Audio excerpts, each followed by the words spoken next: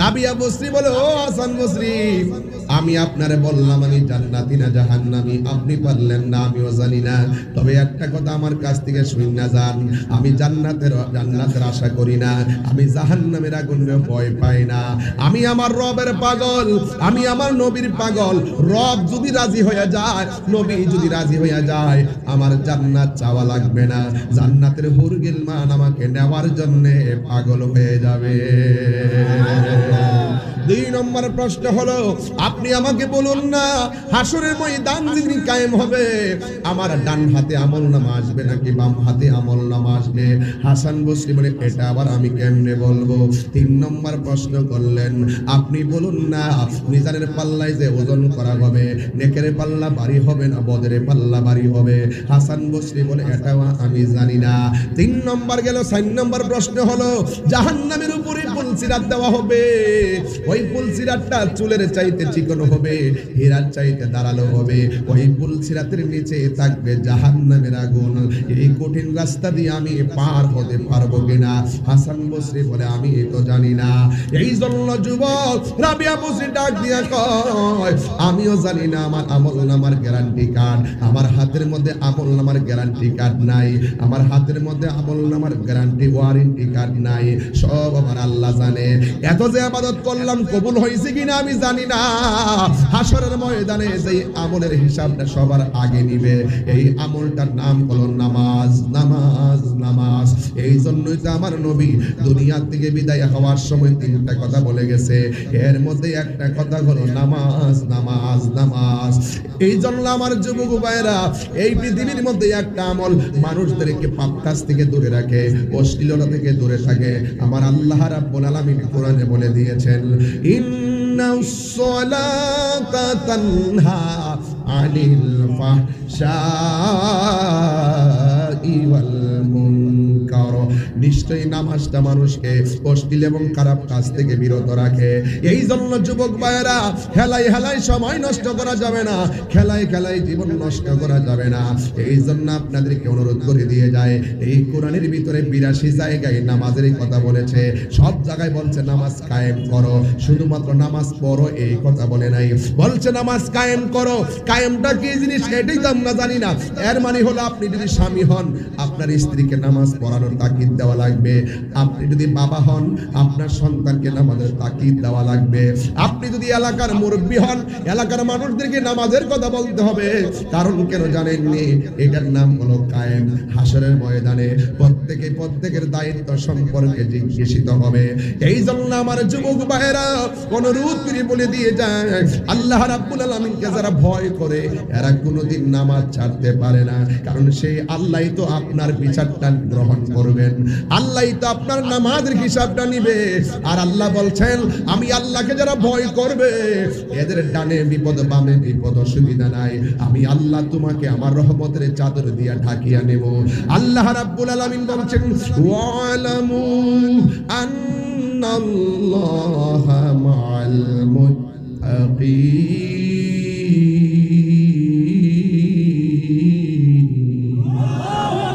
আল্লাহ রাব্বুল আলামিন বলেন, তোমার কেউ নাই, একজন আছে, জবান খুলে বলেন তিনি কে?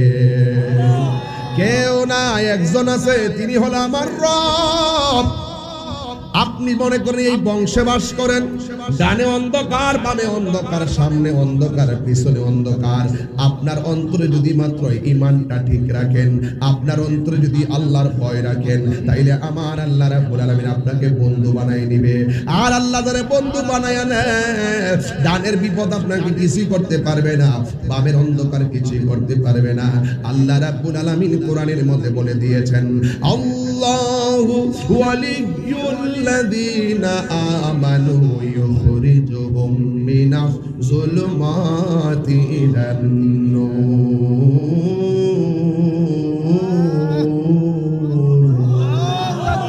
কোরআন শরীফ বললে কি খারাপ লাগে? আরে খারাপ লাগে? তাহলে আরেকটু বড় করে পড়বো ইনশাআল্লাহ। বড় করে রবকে ডাক দিবেন ইনশাআল্লাহ। আল্লাহু ওয়ালিয়ুল্লাযীনা আমানু ইউখরিজুহুম মিনাজ যুলুমাতি ইলান নূর।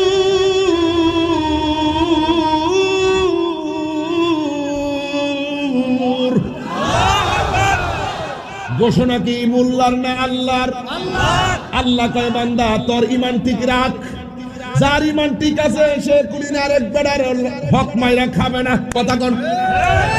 যার ঈমান ঠিক আছে সে কখনো দুর্নীতি করবে না, ঠিক? যার ঈমান ঠিক আছে সে কখনো মার বুকে লাথি মারবে না, ঠিক কোন? যার ঈমান ঠিক আছে সে কোনোদিন মা বাপের মুখে তর্ক করে কথা বলবে না, ঠিক কি না বলেন? যার ঈমান ঠিক আছে সে কোনোদিন ঘুষ খাবে না। সুদ করাছে না নাই? কি হবে বেঁচে থেকে? অযথা বিদ্যা শিখে যদি না করতে পারি সুদ মুক্ত সমাজটাকে, ঠিক না? কি হবে আলেম হয়ে ইমাম সাজে সমাজেতে যদি না হক কথা উচ্চ সুরে না বলিতে? কি হবে আলেম হয়ে ইমাম সাজে সমাজেতে যদি না হক কথা উচ্চ সুরে না বলিতে? চাকরি বই করো যদি ছেড়ে দাওই না গদি, কি হবে ধোঁকা দিয়ে আল্লাহকে? সুদখোর সাবধান। এই কথা কোন ঠিক কিনা বলে? সুদখোর 5 ওয়াক্ত নামাজও পড়ে, মসজিদের প্রথম কাতারেও দাঁড়ায়, আবার খবর লয়া দেখি সুদখোর নাম্বার 1, ঘুষখোর নাম্বার 1। টাকা খাইয়া মামলা ঘুরাইলা, টাকা খাইয়া রায় ঘুরাইলা।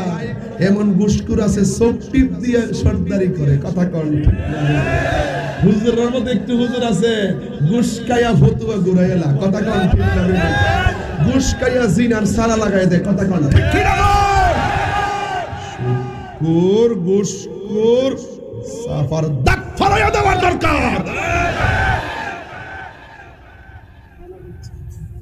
এখন অনেক ঘুষ করে কইব এই হুজুরে কি লেগে আনছে, আমরা ঘুষ খাওয়ার রাস্তা দিয়ে বন্ধ করে দিতেছে। আর রশি আমার না, আমার কথা না, রাসূলের কথা। আর রশি ওয়াল মুরতাশি কিলাহুমা ফিন্নার। যে ঘুষ খাইব, যে ঘুষ দিব, দুইটাই জাহান্নামের আগুনে জ্বলবে। কথা কোন ঠিক কি না?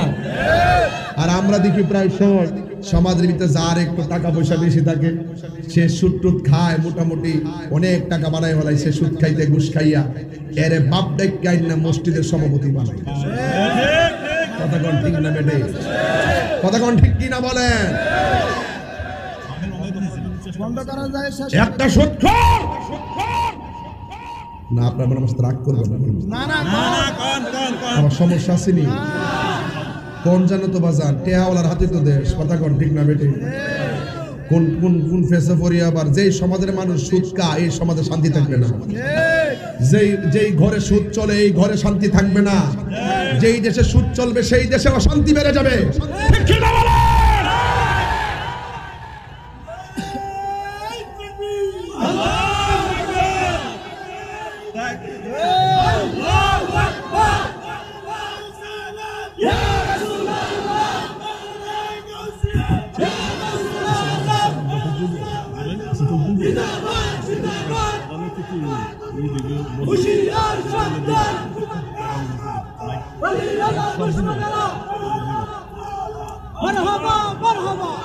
বাজান আমি যে ঘুষখোররে কিছু বলছি আপনারা কি রাগ করছেন?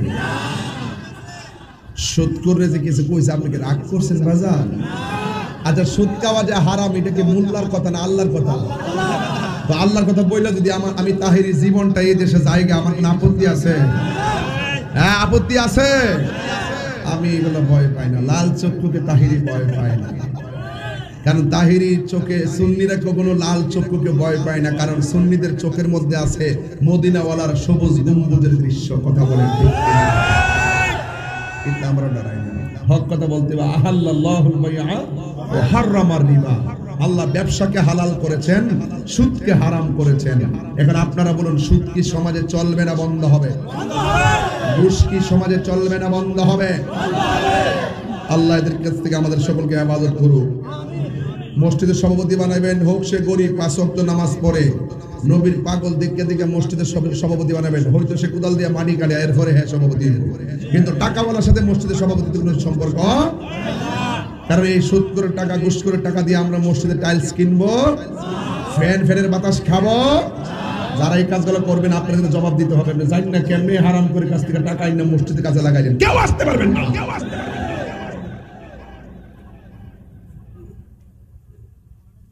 রাবিয়া বসরি বলেন, হ্যাঁ হাসান বসরি জাহান্নামের উপরে পুলসিরাতটা কায়েম হবে, আমি সেটা পার হতে পারবো কিনা। হাসান বসরি বলে, সেটা তো আমি জানি না। এই জন্য রাবিয়া বসরি বলে, আমাকে আল্লাহর কাজ করতে দেন, আমাকে আমার নবীর কাজ করতে দেন। এই কথা বইলা হাসান বসরিকে তিনি সরাইলেন। ইন দি মিন টাইমে রাবিয়া বসরি আবাদতের প্রতি কত পাগল ছিল। এ আমার চিত্তশীল মা, ও আমার কাদরার মা, রাবিয়া বসরি জিন্দেগি যদি গঠন করতে চান, রাবিয়া বসরি রাতের বেলা নামাজ পড়তেন, এমন ভাবে নামাজ পড়তেন যে এই নামাজের ভিতরে তার মুরাকাবার হালত চলে আসতো। এই জন্য নামাজ, আমার নবী দুনিয়া থেকে বিদায় হওয়ার সময় বলছে, নামাজ নামাজ নামাজ।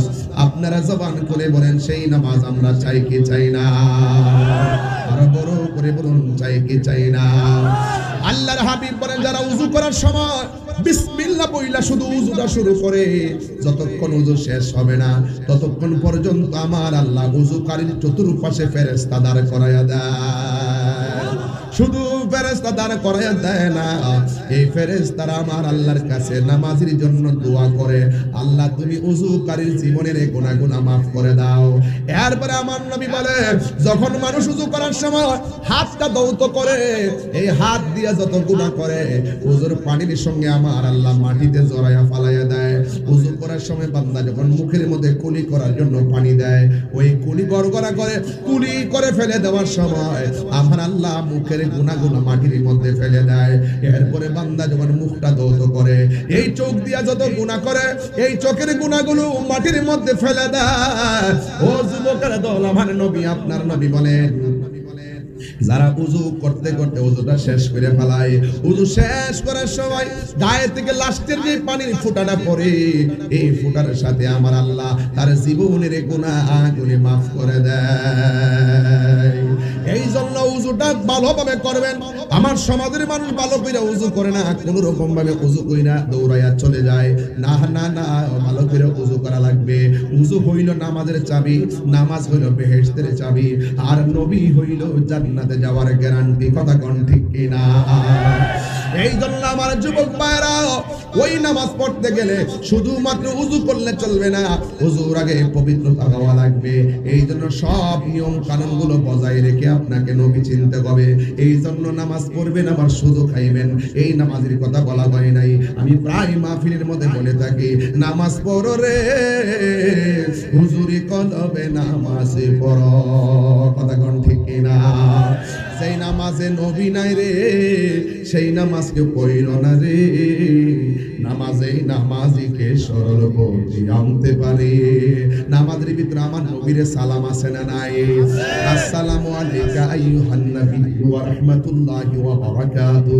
ও বন্ধু রে, ও বন্ধু, হ্যাঁ বাবা, নামাজের ভিতরে নবীর সালাম না দিলে নামাজ বাতিল হয়ে যায়। আমি নামাজের মধ্যে দাঁড়াইলাম, এমপির সালাম দিলে নামাজ বাতিল, মন্ত্রীর সালাম দিলে নামাজ বাতিল, চেয়ারম্যানকে সালাম দিলে নামাজ বাতিল, ওই মেম্বার সালাম দিলে নামাজ বাতিল, কিন্তু আমার নবীর সালাম না দিলে নামাজ বাতিল। তাই তো সাহাবায়ে কেরাম আমার নবীর প্রশ্ন করে, ইয়া রাসূলুল্লাহ, নামাজের ভিতরে আপনাকে কেমনে আমরা সালাম দিব এটা তো আমরা জানি, কিন্তু নামাজের ভিতরে আপনার উপরে কেমনে দুরূদ করব? ইয়া রাসূলুল্লাহ, আপনাকে কেমনে সালাম, কিন্তু আমরা নামাজে কেমনে দুরূদ করব? আল্লাহর হাবিব ডাক দিয়া বলেন, আল্লাহুম্মা সাল্লি আলা মুহাম্মদ ওয়া আলা আলি মুহাম্মদ। তোমরা আমার উপরে দুরূদ পড়লেই চলবে না, আমার আহলে বায়তের উপরে দুরূদ করা লাগবে। এই জন্য অনেকে বেদগুলা জানে না, বেদ না জানলে নামাজ পড়লে লাভ হইতো না, রুকু দিলে লাভ হইতো না। আপনার মতন আমার মতন বহুত নামাজি দুজকে যাবে। আল্লাহ রাব্বুল আলামিন কোরআনে বলে দিয়েছেন, আমিলাতুন নাসিবাতুন তাসলানা ওয়ান হামিয়া।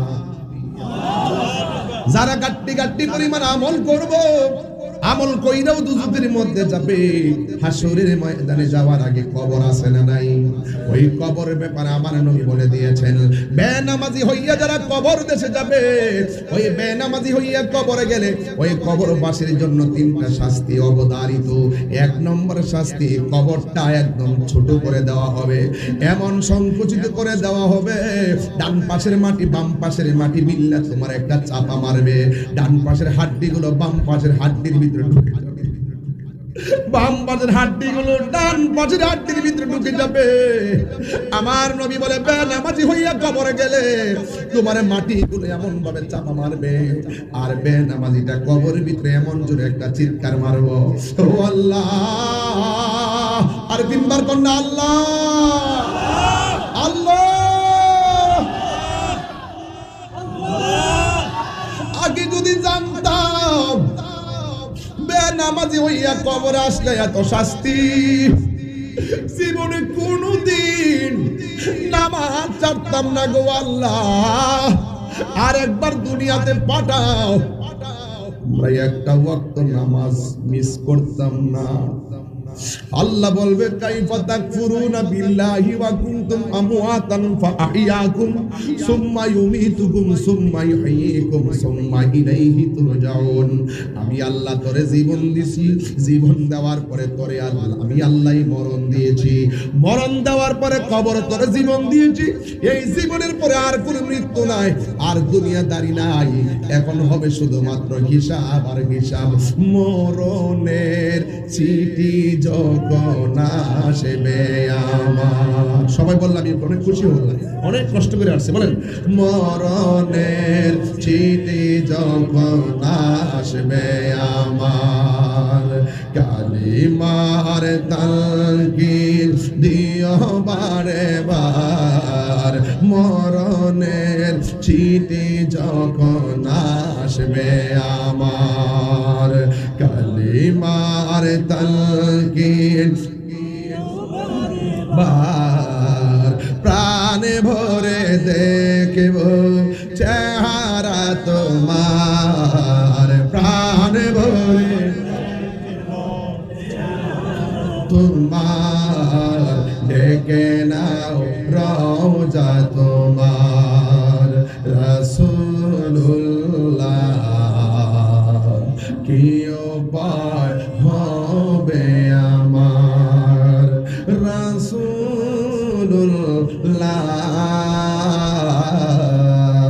কি উপায় হবে আমার। জোরে জোরে কি আল্লাহু আকবার বলা যাবে না? ও বন্ধুরে, ও আমার চিতোষের বাবা, ও আমার কাজরা শাস্তির বাবা, আমার নবী আপনার নবী বলেন, বেনামাজি হইয়া কবরে গেলে তিনটা শাস্তি দেওয়া হবে।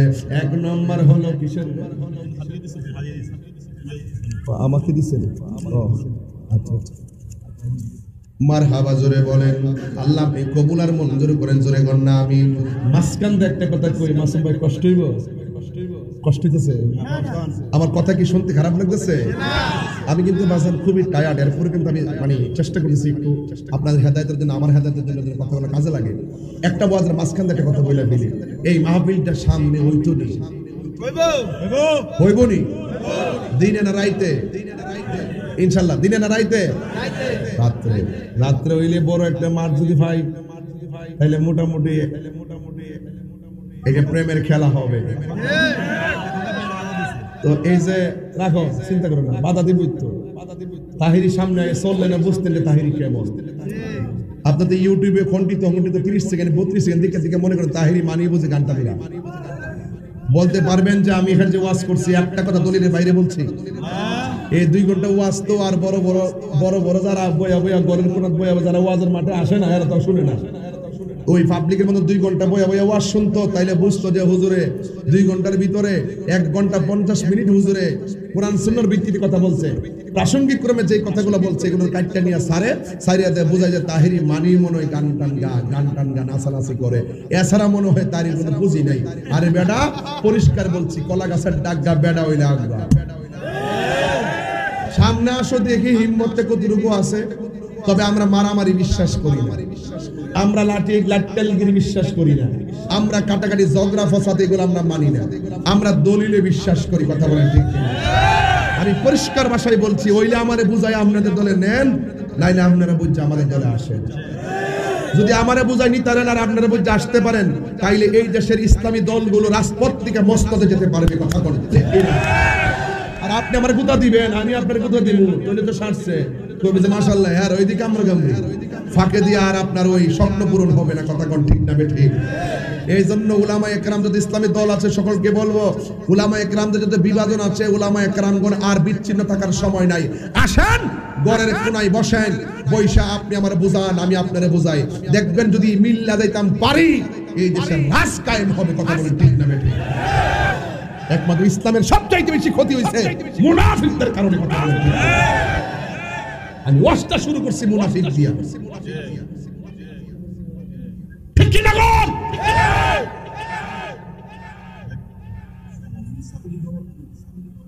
কষ্ট নিয়েন না আপনারা।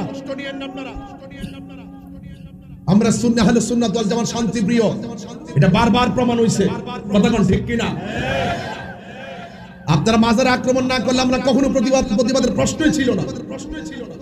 আপনারা মিলাদুন নবীতে আক্রমণ না করলে আমরা কখনো প্রতিবাদ করার প্রশ্নই ছিল না। আপনারা বাধা না দিলে আমরা কখনো কথা বলার প্রয়োজন ছিল না। কথা বলেন ঠিক কি না? আপনার ক্ষমতা আছে, আপনি বাধা দিবেন আপনার জায়গা, আমার ক্ষমতা আছে, আমি দিব আরেক জায়গা। দিন শেষে ইসলামের ক্ষতি। কথা বলেন ঠিক কি না? আমারটা ভালো না লাগলে আপনি ঘরে ঘুমায় থাকেন, আপনারটা ভালো না লাগলে আমি ঘুমায় থাকবো। কিন্তু কেউ কাউকে এই ধর্মীয় প্রোগ্রামগুলো বাধা বিপত্তি করা, এটা সমাজের জন্য কল্যাণকর নয়। কথা বলেন ঠিক না বেঠিক? আজকে থেকে ওয়াদা করেন, আজকে থেকে ওয়াদা করেন যে আমরা কেউ কাউকে বাধা দিব। অনেকে পুলিশকে দোষে, প্রশাসনকে দোষে। কেন দোষেন আপনার প্রশাসন? প্রশাসনের কোনো দোষ নাই, প্রশাসনের দোষ নাই। প্রশাসনের কান ভারী করে এক শ্রেণীর লোক আছে। কথা কোন ঠিক না বেঠিক? ওনারা যখন যে ক্ষমতা হবে তাদের কথাই বলবে, ওরা বাধ্য, এটাই নিয়ম। এখন কি দেখতেছি? তাই তো দেখতেছি, পূর্ব দেখেছি, এখনো দেখতেছি, ভবিষ্যতে এটাই দেখবো। ওরা চাকরি করে, আমার আন্ডারে চাকরি করলে আমার কথা মানতে হবে, এটাই বাংলাদেশের সমীকরণ। এটাই কিন্তু সবচেয়ে বড় কথা হলো আমরা নিজের আগে সংঘবদ্ধ হতে হবে, নিজেরা আদর্শ পরায়ণ হতে হবে, নিজেরা একজন আরেকজনকে ছাড় দিতে হবে, নিজেরা একজন আরেকজনের সাথে উদারতা লাগবে, এবং নিজেরা নিজেদের সাথে যদি কোনো সমস্যা থাকে সমাধান করতে হবে। কিন্তু ধর্মীয় প্রোগ্রাম আপনি আমাকে, আমি আপনাকে বাধা দেওয়া, এটা সমাজের জন্য কোনো কল্যাণকর বয়ানে। মাহফিল কি বন্ধ রইছে? কথা বন্ধ রইছে? বন্ধ থাকে নাই। কি দিছে? আদল দিছে? এটা দেন, জবাব দেন একজন যে শুনেন। আমরা একসাথে মোটামুটি তো ভালোই, তো অনেক দূর হয়ে গেছে না? আলহামদুলিল্লাহ, একটু সময় তো পাইছি, দেখা যায় আলহামদুলিল্লাহ। তবে একটা কথা বলতে চাই, আমার যে কথাগুলো বলছি আপনারা আমার সমালোচনা করেন, এই কথাগুলো জরুরি কিনা বলেন, এই কথাগুলো জরুরি কিনা বলেন। আপনি আমাকে মন্দ বললে যে আমার আকীদা আমি ছেড়ে দিবি, সেটা এরকম না। যার যার আকীদা তার কাছে আছে, পীর যার যার, সুন্নিয়ত সবার, মাইনাস নয়, মেনেস চাই, হিংসা মুক্ত সুন্নিয়ত চাই। আপনি আপনার মুরিদ, আমি আমার পীরের মুরিদ, সবাই মিলেমিশে থাকবেন, ঐক্যবদ্ধ থাকবেন। ডান পাশের হাড্ডিগুলো বাম পাশের হাড্ডির ভিতরে ঢুকে যাবে, বাম পাশের হাড্ডিগুলো ডান পাশের হাড্ডির ভিতরে ঢুকে যাবে। আমার নবী বলে, বেনামাজি হইয়া কবরে গেলে তোমার মাটিগুলো এমন ভাবে চাপা মারবে, আর বেনামাজিটা কবরের ভিতরে এমন জোরে একটা চিৎকার মারবো, ও আল্লাহ। আর তিনবার কন্যা আল্লাহ আল্লাহ। আগে যদি জানতাম বেনামাজি হইয়া কবর আসলে এত শাস্তি, জীবনে কোনদিন নামাজ ছাড়তাম না গো আল্লাহ। আর একবার দুনিয়াতে পাঠাও, আমরা একটা ওয়াক্ত নামাজ মিস করতাম না। আল্লাহ বলবে, কাইফা তাকফুরুনা বিল্লাহি ওয়া কুনতুম আমওয়াতান ফাআহইয়াকুম সুম্মা ইউমীতুকুম সুম্মা ইউহয়িকুম সুম্মা ইলাইহি তুরজাউন। আমি আল্লাহ তোরে জীবন দিছি, জীবন দেওয়ার পরে তোরে আমি আল্লাহই মরণ দিয়েছি, মরণ দেওয়ার পরে কবর তোরে জীবন দিয়েছি। এই জীবনের পরে আর কোনো মৃত্যু নাই, আর দুনিয়াদারি নাই। এখন হবে শুধুমাত্র হিসাব আর হিসাব। মরণের চিঠি যখন যখন আসবে আমার। সবাই বললাম, আমি অনেক খুশি হলাম, অনেক কষ্ট করে আসছে। বলেন, মরণের চিঠি যখন আসবে আমার, কালিমার তালকিন দিও বারে বার। মরণের চিঠি যখন আসবে আমার, কালিমার তালকিন বার। প্রাণে ভরে দেখব চেহারা তোমার, প্রাণে ভরে তোমার, ডেকে নাও রওজা তোমার। রাসূলুল্লাহ কি উপায় হবে আমার, রাসূলুল্লাহ কি উপায় হবে আমার। Birampur HD media, the Islamic YouTube channel. Allah রাব্বুল আলামিন বলেন, তোমরা মুসলমান না হইয়া মরিও না। এখন প্রশ্ন হলো, মুসলমান কাকে বলে? মার গর্ভ থেকে দুনিয়াতে এসেছি, জন্মসূত্রে আমি মুসলমান, কিন্তু জন্ম হওয়ার পরে, বোধ শক্তি হওয়ার পরে মুসলমানদের অনেক কাজ আছে। এই কাজগুলো যদি আমরা না করতে পারি, মুসলমান হইয়াও আমরা ও মুসলমানদের সাজে যদি সেজে যায়, মান তাশাব্বাহা বিকাউমিন ফাহুয়া মিনহুম। মুসলমান কখনো বিজাতীয় পোশাক পরিধান করবে না, মুসলমান কখনো বিজাতীয় কালচারে অধিষ্ঠিত হবে না, মুসলমান কখনো বিজাতীয় সাজে সাজবে না। একজন পুরুষ কোনোদিন নারীদের সাজে সাজবে না, একজন নারী কোনোদিন পুরুষের সাজে সাজবে না। মহিলাদের জন্য সবচাইতে উত্তম জায়গা হলো তাদের ঘর, আর মুসলমানদের জন্য সবচাইতে নিকৃষ্ট জায়গা হলো বাজার, আর মুসলমানদের জন্য সবচাইতে উত্তম জায়গা হলো আমার আল্লাহর ঘর, মসজিদ। এখন মসজিদ এমন একটা জায়গা, এই জন্য যুবক আল্লাহ রাব্বুল আলামিন কোরআনুল কারীমের মধ্যে বলে দিয়েছেন, ওয়ামা খালাকতুল জিন্না ওয়াল ইনসা ইল্লা লিয়াবুদুন। আমি মানুষ এবং জিন জাতিকে সৃষ্টি করেছি একমাত্র আমি আল্লাহর গোলামি করার জন্য। নামাজের মাধ্যমে যে আল্লাহর গোলামি হয়, রোজার মাধ্যমে সেই আল্লাহরই গোলামি হয়। আল্লাহ বলে, বান্দা তোমরা যদি আমি আল্লাহকে স্মরণ করো, আমি আল্লাহ তোমাদেরকে স্মরণ করব। আমি কোরআনের আয়াত পড়তেছি, দিল খুলে আমার রবকে ডাক দিবেন। ফাযকুরুনি আযকুরকুম ওয়াশকুরুলি ওয়ালা তাকফুরুন।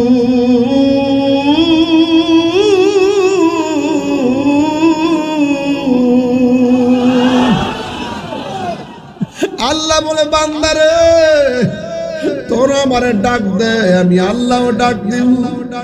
তোরা আমারে স্মরণ কর, আমি আল্লাহ তোরে স্মরণ করব। ও আল্লাহ, তোমরা স্মরণ করব, ইবাদত তোমারে স্মরণ করব, তোমাকে স্মরণ করব ইবাদতের দ্বারা। তুমি আমরারে স্মরণ করবা কি দিয়া? আল্লাহ রাব্বুল আলামিন আযকুরুকুম, মুফাসসিরিন ইকরাম লিখতেছেন আযকুরুকুম আই বির রাহমাতি ওয়াল মাগফিরা। আল্লাহ বলেন, তোমরা আমারে স্মরণ করবা ইবাদতের দ্বারা, আমি আল্লাহ তোমাদেরকে স্মরণ করব আমার রহমতের দ্বারা। শুধুমাত্র তাই নয়, আল্লাহ বলছেন আমি তোমাদেরকে স্মরণ করব ক্ষমার দ্বারা। এই জন্য যুবক, কি দিয়া বুঝাবো ইবাদতের মধ্যে কত মজা, ইবাদতের মধ্যে কত মজা। রাবিয়া বসরি প্রতি রাত্রে সাজুগুজু কইরা সুন্দর করে স্বামীর কাছে বলতেন, স্বামী গো আপনার কোনো আমাকে দ্বারা কাজ আসেনি? স্বামী বললেন না।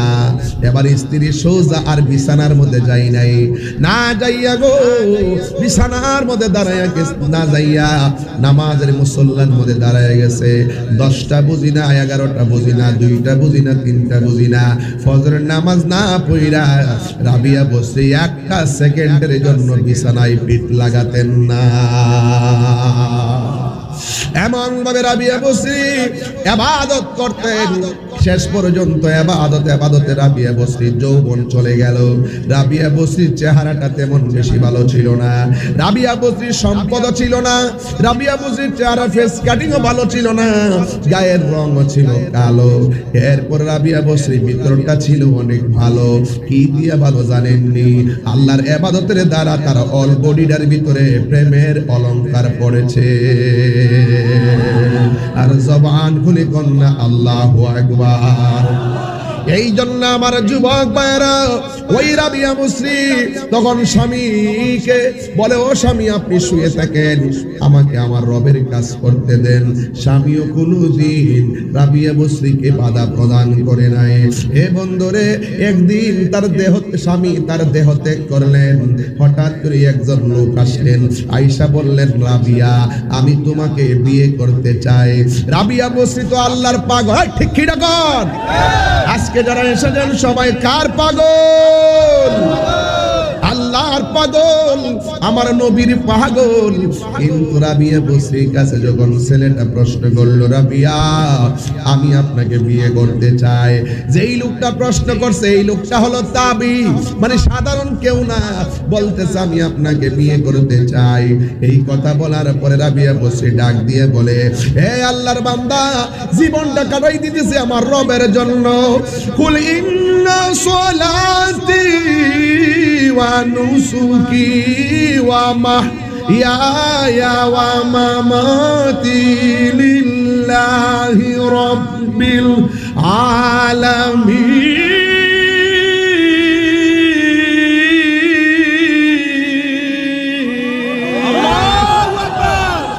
আমার নামাজ কার জন্য? আমার কুরবানি কার জন্য? আমার জীবন আল্লাহর জন্যে, আমার মরণ আল্লাহর জন্যে। এই জন্য রাবিয়া ডাক দিয়া কয়, আপনি আমার বিয়ের প্রস্তাব দিয়েছেন, ঠিক আছে শুনেন, আমি আপনাকে 4টা প্রশ্ন করব। এই 4টা প্রশ্নের উত্তর যদি আপনি আমাকে দিতে পারেন, তাইলে আমি আপনার সাথে বিয়ে বন্ধনে আবদ্ধ হব। 1 নম্বর হলো, আমি আপনার কাছে জানতে চাই আমি রাবিয়া বসরি কি জান্নাতি না জাহান্নামী? ওই হাসান বসরি কই তুমি জান্নাতি না জাহান্নামী? আমি কব কেমনে? আল্লাহু আকবার কন্যা গেলে গা। আপনারা জবান খুলে কোন জানে কে? আর জোরে কন্যা জানে কে? হে যুবক, ওই জান্নাতে যাইতে গেলে 2টা কোয়ালিটি অর্জন করা লাগবে। আমার আল্লাহ বলতেছেন, এই 2টা কোয়ালিটি যদি অর্জন করতে না পারো তুমি ক্ষতিগ্রস্ত। ইন্নাল ইনসানা লাফি খুসর, নিশ্চয়ই মানুষ ক্ষতিগ্রস্ত। ইল্লাল্লাযিনা আমানু ওয়া আমিলুস সালিহাত, আর যারা নেক আমল করে, যারা নামাজ কায়েম করে, আর যারা ঈমানদার, এরা লাভবান হয়ে যাবে।